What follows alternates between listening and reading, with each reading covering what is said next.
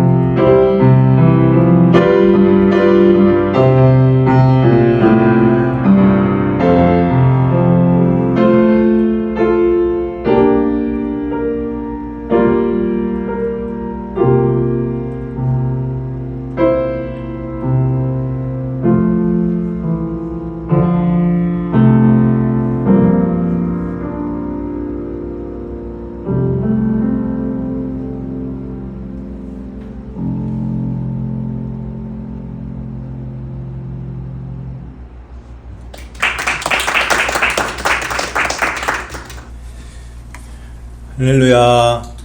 한 주간 잘 지내셨나요? 오늘은 휴거의 예표 에녹의 탈출이라는 제목으로 설교 말씀 전하도록 하겠습니다. 하나님의 사랑하심을 받은 우리 미주세안교회 성도님들 그리고 온라인으로 이 말씀을 들으시는 모든 분들에게 하나님 우리 아버지와 예수 그리스도의 그 은혜와 평강이 있기를 간절히 소망합니다. 여러분, 제가 좋아하는 헌법이 두 가지가 있어요.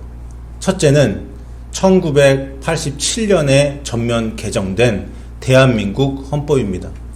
대한민국이라는 나라의 국민이 가지는 기본권과 그리고 통치 구조를 규정하고 있는 헌법을 저는 고시 공부할 때부터 좋아했습니다. 특히 헌법 전문이 너무 멋져요. 한번 보여주실래요?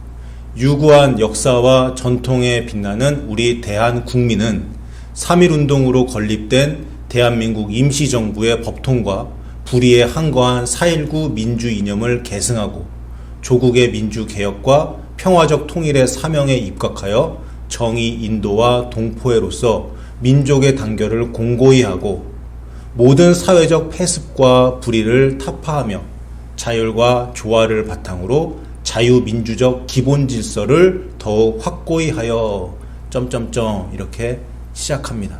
헌법 전문이 나와 있어요. 여기 보시면 불의에 항거한 4.19 민주 이념 또 사회적 폐습과 불의를 타파하며 이런 표현이 나옵니다.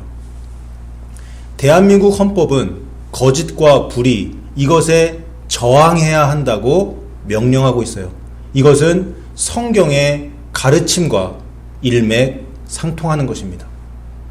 다음으로 제가 좋아하는 두 번째 헌법은 바로 기독교 대한 성결교회 또 미주 성결교회 우리 교단의 헌법입니다. 우리 교단은 성결교단이에요. 미주 성결교회 전도 표제가 있는데 헌법 제6조에서 사중복음을 규정하고 있습니다. 사중복음은 중생, 성결, 신유, 재림이에요. 이 사중복음의 근거 말씀은 데살로니가 전서 5장 23절입니다. 평강의 하나님이 친히 너희를 온전히 거룩하게 하시고 또 너희의 온 영과 혼과 몸이 우리 주 예수 그리스도께서 강림하실 때에 흠없게 보존되기를 원하노라 이 말씀이에요. 그리고 교단 헌법에 보면 중생, 성결, 신유, 재림을 하나씩 풀어서 그렇게 설명을 하는데 제20조, 여기 나와 있는 제20조 재림 부분에 보면 다음의 내용이 규정되어 있습니다. 부활 승천하신 예수께서 승천하시던 그 몸대로 다시 오시는 일이니 천년시대 이전에 재림이 이루어짐을 믿으며 생각지 않을 때에 주께서 공중에 오셔서 성도를 영접하실 때 구원받은 성도들은 휴거되어 어린 양 혼인잔치에 참여한 후 심판에 주께서 성도들과 함께 지상에 강림하심으로 거짓 그리스도가 멸망하고 천년왕국을 건설한다. 여기 보시면 성결교단 헌법에 휴거라는 말이 직접적으로 등장합니다. 영어로 번역된 영어 버전 헌법에 보면 정확하게 랩처라고 그렇게 나와 있습니다. 여러분, 제가 챗 GPT를 통해서 다 찾아봤는데요. 휴거를 명시적으로 적어놓은 교단 헌법이 거의 없습니다. 한국에서는 우리 성결교단이 유일합니다. 장로교, 감리교회는 아예 언급조차 안 돼 있어요. 그리고 순복음 교단에서도 헌법에 휴거를 말하지 않습니다. 전 세계 주요 교단 중 헌법 수준의 문서에서 휴거, 랩처를 명시적으로 규정한 교단은 저희 교단인 미주 성결교회, 그리고 미국의 Assemblies of God이라는 교단이 있거든요. 이 교단, 그리고 미국 국제 오순절 성결교회, 이 세 교단이 대표적입니다. 그리고 우리 교단 헌법 제20조에서 제가 그동안 강조해왔던 것처럼 예수님의 공중 강림과 함께 휴거가 일어나고 하늘에서는 어린 양의 혼인잔치가 있으며 환난이 다 끝나고 예수님이 심판주로 지상 재림하시고 그 이후에 성경에 나온 문자 그대로 천년왕국이 펼쳐진다라고 지금 나와 있습니다. 그러니까 지금까지 약 2년 동안 제가 여러분들에게 말씀드리고 강조드린 그 종말론 성경 말씀들은 이상한 게 아니에요. 우리 성결교단 헌법에 근거한 말씀입니다. 그리고 이 헌법 내용은 지극히 성경적인 것입니다. 휴거에 대한 조문의 내용 중에 휴거 시기에 대해서도 여기 나와 있죠. 생각지 않을 때에 오신다. 아들도 모르고 천사도 모르고 아버지만 아신다는 그 휴거 시기에 관한 예수님의 말씀 그대로 헌법에 들어가 있는 것입니다. 언제 휴거가 일어난다. 그날을 못 박는 것 자체가 잘못이에요. 말씀 위반이고 헌법 위반입니다. 그날을 모르기 때문에 우리가 늘 경계심을 갖고 늘 자신을 점검하면서 늘 준비하며 깨어 있어야 하는 것이죠. 이것이 예수님의 가르침입니다. 여러분, 그래서 다른 교단은 모르지만 이 성결교회 목사님들은 우리 교단의 전도표제, 재림의 터잡아, 공중강림과 휴거, 어린 양의 혼인잔치, 환난, 예수님의 지상 재림, 천년왕국, 이러한 성경적인 진리를 반드시 이야기해야 되는 거예요. 그리고 부활절에는 반드시 고린도전서 15장을 근거로 휴거를 설교해야 되는 것입니다. 대한민국 헌법에 따라 위정자들이 자유민주적 기본 질서에 입각해 나라를 운영해 가야 하는 것이 헌법의 명령이지요. 그렇기 때문에 사회주의, 공산주의 방향으로 가고 북한 정권을 주적으로 보지 않는다면 그것이 바로 헌법 위반이에요. 이와 마찬가지로 성결교단 헌법 제20조에서 종말론에 관한 바른 가르침에 대한 가이드라인을 주고 있습니다. 예수님의 공중 강림과 지상 재림도 구분해야 되는 거예요. 휴거를 상징으로 보면 안 되는 거예요. 무천년주의 주장하면 안 되는 거라고요. 장로교 목사들이 하는 말 그대로 앵무새처럼 따라하면 안 되는 것입니다. 그렇게 되면 헌법에 위반되는 것이라고 말씀을 드립니다. 그런데 여러분, 대한민국 헌법보다 또 우리 교단 헌법보다 더 중요한 것이 있어요. 그것은 바로 하나님의 헌법, 하나님의 말씀입니다. 하나님의 헌법을 지키며 하나님의 말씀을 지키며 하나님과 동행했던 사람이 있었는데 그가 바로 창세기 5장에 나오는 에녹입니다. 그는 하나님과 동행하다가 죽음을 보지 않고 휴거됐어요. 여러분, 에녹, 영어로는 이넉인데요. 정말 신비한 인물입니다. 오늘 본문 창세기 5장에 등장하고 믿음장인 히브리서 11장에 또 나와요. 그리고 마지막으로 유다서 1장에 에녹이 등장합니다. 에녹의 족보를 먼저 보겠습니다. 최초의 인간 아담이 있습니다. 아담과 하와가 가인과 아벨을 낳았죠. 아벨이 죽고 가인이 쫓겨났습니다. 아담과 하와가 두 아들을 잃어버렸어요. 두 아들을 잃은 이후에 다시 아들을 낳았는데 그 아이의 이름이 셋입니다. 그리고 이렇게 이어집니다. 아담, 셋, 에노스, 게난, 마할랄렐, 야렛, 에녹. 에녹은 65세가 되는 해에 무드셀라를 낳았다고 성경은 기록하고 있습니다. 그의 첫 아기가 태어나기 전까지, 즉 65세가 되기 전까지 에녹은 그냥 그럭저럭 살았던 것 같아요. 어쩌면 죄악에 빠져서 그렇게 살았을지도 모릅니다. 그런데 그의 인생의 터닝 포인트가 있었어요. 그때가 바로 그의 나이 65세가 되는 해였습니다. 저는 이렇게 생각하고 이렇게 상상합니다. 에녹은 65세 때 회개했습니다. 그가 회개하고 하나님의 헌법, 하나님의 말씀에 순종하며 살게 된 계기가 있었어요. 그것은 바로 그가 홍수 심판에 대한 예언의 말씀을 들었기 때문이라고 생각합니다. 창세기 앞부분에 보면 그때 사람들 수명이 굉장히 길었습니다. 아담이 몇 살까지 산 줄 아세요? 930세. 에노스가 912세. 에녹의 아버지 야렛이 962세. 이렇게까지 오래 살면서 아이들을 계속 낳았겠죠. 사람들은 창조주 하나님을 그런데 찾지 않고 점점 악해져 갔습니다. 얼마나 악해졌으면 사람의 죄악이 세상에 가득 찼다라고 성경은 말합니다. 이러한 죄악 때문에 홍수 심판이 일어난 거죠. 그런데 에녹이요, 65세 때 하나님으로부터 이 심판에 관한 말씀을 들은 것 같습니다. 성경 본문에는 직접적으로 나오진 않지만 무드셀라 이름의 뜻을 볼 때 하나님께서 에녹에게 홍수 심판을 알려주셨음을 우리는 충분히 추정할 수가 있습니다. 상상을 해보겠습니다. 에녹이 65세 되는 해, 에녹의 와이프의 배가 불렀습니다. 이제 곧 첫 아기를 출산할 예정이에요. 이름을 뭘로 할까? 가족들과 친척들과 함께 고민하고 있는 그때였습니다. 그해 어느 날 에녹이 하나님으로부터 심판의 말씀을 듣습니다. 에녹아, 이 세상의 죄악이 점점 많아지고 있다. 사람들은 나 창조주 하나님을 찾지 않는다. 내가 없는 것처럼 사람들이 그렇게 살아간다. 나중에 그 행한 대로 자신이 심판받고 또 내 뜻대로 산 자들은 상을 받을 것이라는 이것을 믿지 않는다.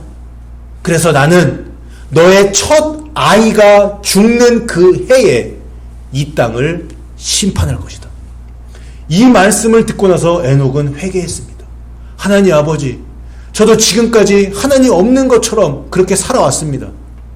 이제 앞으로 하나님이 계신 것과 상 주시는 이심을 확실히 믿고 하나님의 법을 지키면서 그렇게 살겠습니다. 이때부터 에녹의 인생이 완전히 달라졌어요. 회개, 방향 전환이 이루어진 겁니다. 그때부터 지구 역사상 가장 위대한 동행, 하나님과 에녹의 동행이 시작됩니다. 그리고 이 하나님과의 동행은 지구 역사상 가장 신기한 일, 휴거를 이루어내며 그 사건은 미래에 있을 교회와 성도의 휴거, 그것의 예표가 되었습니다. 자, 그러면 여러분, 에녹이 그 말씀을 듣고 그 예언의 내용을 어떻게 간직하고 기억하려고 했을까요? 그는 그의 첫 아이 무드셀라의 이름에 이 심판의 내용을 담아놓습니다. 아이의 이름을 부르면서 그 하나님의 말씀과 경고를 떠올리고자 했던 것이죠. 무드셀라도 자신의 이름을 듣고 다른 사람들도 무드셀라의 이름을 부르면서 하나님의 심판 예언을 기억하기 위함이었다고 저는 생각합니다. 자, 에녹의 큰아들 무드셀라의 히브리어 이름을 원어적으로 분석을 해본 것이 이것입니다. 무드셀라, 히브리어로 읽으면 메투셀라입니다. 메투셀라.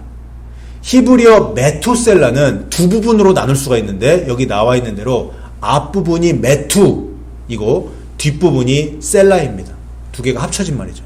이 앞부분 메투는 죽다, 사망하다 라는 뜻이에요.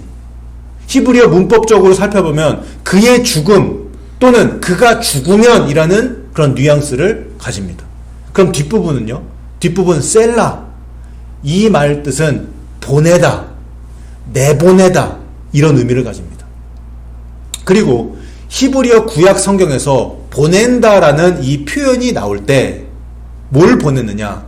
하나님의 심판을 보내고 하나님의 칼을 보내고 재앙을 보내고 홍수를 보낸다라고 표현할 때 이 셀라라는 단어가 쓰였습니다. 그래서 정리를 하면 메투, 그의 죽음, 셀라, 보낸다 이렇게 됩니다. 그래서 무드셀라의 이름 뜻은 그의 죽음이 그것을 심판을 보낸다 또는 그가 죽으면 그것이 심판이 올 것이다 이런 의미가 되는 거예요. 그러면 에녹이 자기 아들 이름을 지어 놓으면서 언제 심판이 일어날 것을 알았을까요? 모르죠. 왜 모릅니까? 무드셀라가 언제 죽을지 모르기 때문에 몰라요. 무드셀라가 죽는 해에 심판이 임하는 경고를 에녹은 그의 아들 이름 가운데 넣어 놓았습니다. 그리고 에녹이 휴거된 이후 무드셀라가 969세에 죽게 되는데 그 죽는 해에 홍수가 시작됐습니다. 성경에 나온 대로 연대 계산을 하면 딱 맞아 떨어져요. 저는 사실 오늘 설교를 준비하기 전까지는 저 잘못 알고 있었어요. 저는 홍수 심판 때 무드셀라가 홍수에 휩쓸려서 죽은 거라고 생각하고 있었습니다. 그런데 아니었어요. 제가 지금 말씀드리는 것이 맞는 것 같습니다. 무드셀라가 969세의 나이로 홍수 심판 전에 죽었고 그가 죽은 그 해에 대홍수 사건이 발생했습니다. 이것이 성경에 나온 이름과 사건과 시기가 완벽하게 맞아 떨어지는 그런 해석입니다. 그러면 오늘 본문 24절을 보겠습니다. 에녹이 하나님과 동행하더니 하나님이 그를 데려가심으로 세상에 있지 아니하였더라. 여러분, 에녹은 정말 신비한 존재예요. 이 구절도 정말 신기한 구절입니다. 맞죠? 에녹이 하나님과 동행하더니 하나님과 같이 걸어서 그렇게 살다 보니 하나님이 그를 데려가셨다. 더 이상 세상에 있지 않다. 에녹은요, 죽음을 보지 않은 그런 사람입니다. 여러분, 사람은 다 죽잖아요. 이 땅에 살면서 안 죽는 사람이 어디 있습니까? 그런데 에녹과 또 한 사람 엘리야는 이 땅에서 죽지 않았어요. 여러분, 예수님도 죽었습니다. 예수님도 일단 십자가상에서 죽으셨어요. 그 다음 부활하셨죠. 그런데 에녹은요, 죽질 않았어요. 그냥 승천했어요. 사라졌어요. 에녹이 65세 때 회개하고 300년간 하나님과 동행하다가 365세 때 하늘로 올라갔잖아요. 에녹이 행방불명이 된 겁니다. 가족들이 얼마나 놀랐겠습니까? 여러분 상상이 되십니까? 에녹의 아버지 야렛도 그때 살아있었어요. 아들이 하루아침에 사라진 거예요. 얼마나 충격이 컸을까요? 무드셀라 입장을 한번 생각해 보세요. 자기 아빠가 어느 날 갑자기 사라졌어요. 자기 이름 이렇게 지어주고 사라졌다고요. 얼마나 무드셀라가 상심이 컸을까요? 매일 밤 아버지를 그리워했을 겁니다. 여러분, 에녹이 들림받은 이 사건은 휴거의 예표입니다. 여러분 믿습니까? 창세기 5장 24절을 성령님이 여기다가 적어 놓으신 이유도 에녹이 들림받는 것처럼 너희도 들림받을 것이다, 이것을 말해주기 위함이에요. 여러분, 에녹이 휴거된 이유는 단 하나입니다. 그것은 바로 하나님과의 동행입니다. 다른 말로 하나님과의 동행은 하나님과의 친밀함이에요. 친밀함. 에녹은 65세 때 하나님으로부터 심판의 경고의 메시지를 듣고 회개하고 하나님 아버지의 마음을 알았어요. 인간을 만드신 하나님이 지금 얼마나 아파하시는지. 왜 아파합니까? 하나님이 인간들이 지들 마음대로 사니까, 죄 지으면서 하나님 마음 아프게 하니까 하나님 마음이 찢어졌습니다. 그 마음을 에녹은 알았을 것 같아요.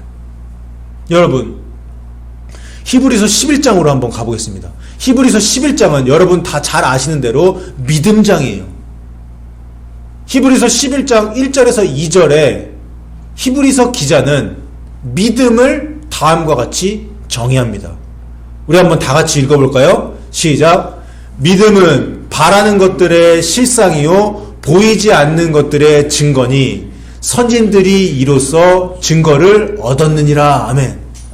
그리고 선진들의 이야기를 들려주는데 쭉 나와요. 근데 5절과 6절에 에녹이 등장합니다. 5절에 보면 믿음으로 에녹은 죽음을 보지 않고 옮겨졌으니 하나님이 그를 옮기심으로 다시 보이지 아니하였느니라. 그가 옮겨지기 전에 하나님을 기쁘시게 하는 자라 하는 증거를 받았느니라. 6절을 보시면 믿음이 없이는 하나님을 기쁘시게 하지 못하나니 하나님께 나아가는 자는 반드시 그가 계신 것과 또한 그가 자기를 찾는 자들에게 상 주시는 이심을 믿어야 할지니라. 이렇게 나와요. 에녹에게는 믿음이 있었어요. 그 믿음이 하나님을 기쁘시게 했습니다. 에녹 당시에 세상의 수많은 사람들, 아니 대부분의 사람들이 하나님을 기쁘시게 하지 못했어요. 왜요? 믿음이 없었으니까. 그럼 도대체 이 믿음이 뭘까요? 6절에 그 내용이 지금 나와 있죠. 첫째, 믿음은 하나님이 계신 것을 믿는 겁니다. 하나님은 눈에 안 보여요. 지금도 안 보이고 에녹 시절에도 안 보였을 거예요. 그래서 사람들은 하나님을 몰랐습니다. 안 보이니까. 창조주 하나님이 안 믿어지는 거예요. 그래서 이런 말이 나왔을 거라고 저는 생각합니다. 하나님이 어딨어? 에녹 시절에. 있으면 내 앞에 나타나 보라고 해. 뭐 지금도 이런 말 하는 사람들 있죠. 이런 소리 했을 거라고요. 그런데 에녹은 믿었어요. 창조주 하나님, 심판주 하나님, 사람들을 사랑하시는 하나님, 은혜와 진리의 하나님, 하나님이 살아계신다는 것을 믿고 그분과 동행했습니다. 동행했다는 것은 친밀하게 교제했다는 거예요. 둘째, 믿음은 하나님이 상 주시는 이심을 믿는 겁니다. 하나님은 상과 벌을 주시는 분이라는 사실을 에녹은 믿었어요. 하지만 대부분의 세상 사람들은 그렇게 믿지 않았습니다. 이 세상에서 잘 살다가 죽으면 끝이지. 이 세상에서 잘 먹고 잘 살면 되는 거 아니야? 그렇게 생각했다고요. 지금도 그런 생각하는 사람 많죠. 나쁜 짓을 할 때 그것이 나쁜 짓이라는 것을 인간이 양심이 있기 때문에 알 수가 있습니다. 인간의 양심이 말해주는데 그것을 무시하는 거예요. 그냥 나쁜 짓 하는 겁니다. 그 나쁜 짓으로, 그 행위로 나중에 심판을 받을 것이라는 그 인식이 전혀 없는 거예요. 그러나 에녹은 달랐어요. 하나님과 동행하면, 하나님을 사랑하면, 하나님의 뜻대로 살면 나중에 천국 가서 상 받고 축복 받는다는 그 진리를 알고 있었습니다. 그 믿음이 하나님을 기쁘시게 했어요. 그래서 에녹은 들림받을 수 있었던 거예요. 여기서 그냥 믿음이라고만 나오지만 이 믿음은 행함이 포함된 진짜 믿음입니다. 이번에 유다서로 가보겠습니다. 유다서 1장 14절과 15절을 보겠습니다. 14절에 아담의 7대 손 에녹이 이 사람들에 대하여도 예언하여 이르되 보라 주께서 그 수만의 거룩한 자와 함께 임하셨나니 15절에 이는 뭇 사람을 심판하사 모든 경건하지 않은 자가 경건하지 않게 행한 모든 경건하지 않은 일과 또 경건하지 않은 죄인들이 주를 거슬러 한 모든 완악한 말로 말미암아 그들을 정죄하려 하심이라 하였느니라. 좀 어려운데 여러분 유다서는 거짓 선지자들에 대한 경고를 담은 책입니다. 유다서 1장 14절과 15절은 요한계시록 19장과 연결이 돼요. 인류의 6,000년 역사가 끝나고 7년 환난이 완전히 마무리되는 그 시점에 즉 천년왕국으로 들어가기 직전에 예수님이 이 지상에 재림하십니다. 구름 타고 오십니다. 어디로 오세요? 올리브산. 올리브 집사님 계시는데 올리브산으로 오세요. 감람산이에요. 유다서 1장 14절에 나오는 그 수만의 거룩한 자가 요한계시록 19장 14절에는 하늘에 있는 군대들 이렇게 표현이 되어 있어요. 그러니까 미래에 있는 같은 장면입니다. 예수님의 지상 재림 장면이에요. 그런데 더 놀라운 것은 에녹이 하나님과 동행하다가 이 엄청난 비전, 즉 인류 역사 마지막에 있을 그 사건을 예언했다는 사실입니다. 에녹은 자신의 삶을 통해 신랑 되시는 예수님이 신부된 교회와 성도들을 하늘로 데려가는 그 휴거 사건을 미리 보여주었어요. 자기가 직접 휴거되면서 그것을 예표로 남겼어요. 또한 에녹은 예언을 통해서 휴거 사건 이후에 환난이 끝나고 예수님이 심판주로 지상 재림하는 그 사건을 예언했습니다.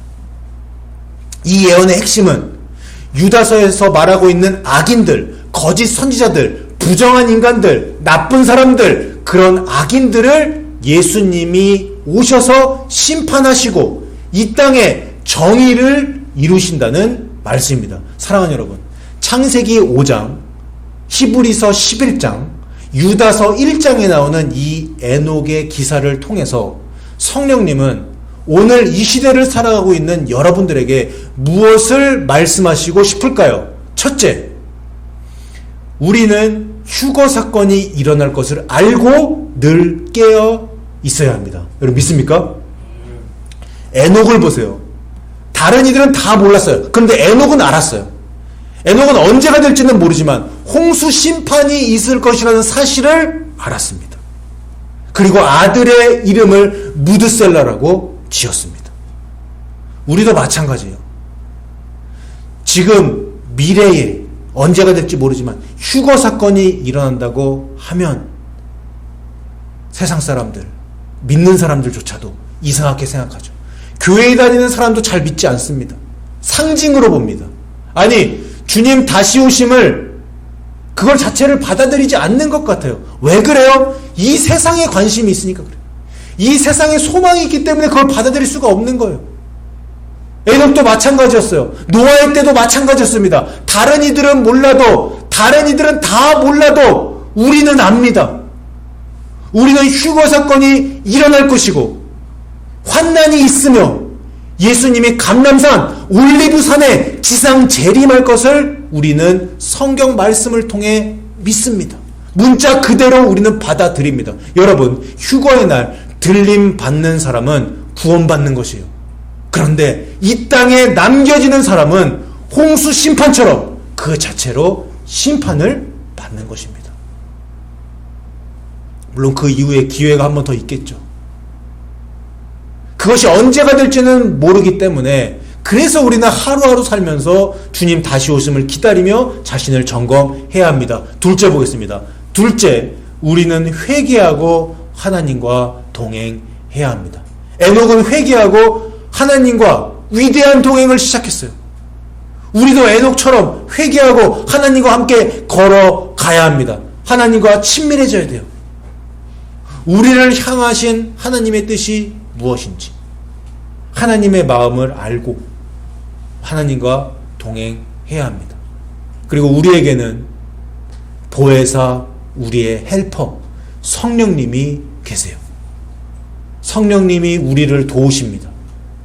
성령님의 음성을 듣고 성령님의 마음을 알고 성령님의 인도하심을 받아 성령님의 보호하심 아래 살아가는 것이 하나님과 동행하는 것입니다. 그렇게 친밀하게 하나님과 동행할 때, 성령님과 동행할 때 우리는 주님이 오시는 그날 공중에서 예수님을 만나 뵙게 될 것입니다. 마지막 셋째, 우리는 믿음과 행함으로 하나님을 기쁘시게 해드려야 합니다.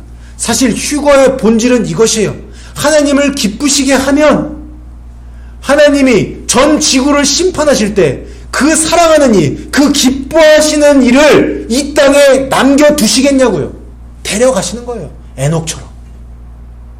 에녹처럼 들림 받습니다. 하나님을 기쁘시게 하는 방법은 단 하나밖에 없어요. 믿음입니다.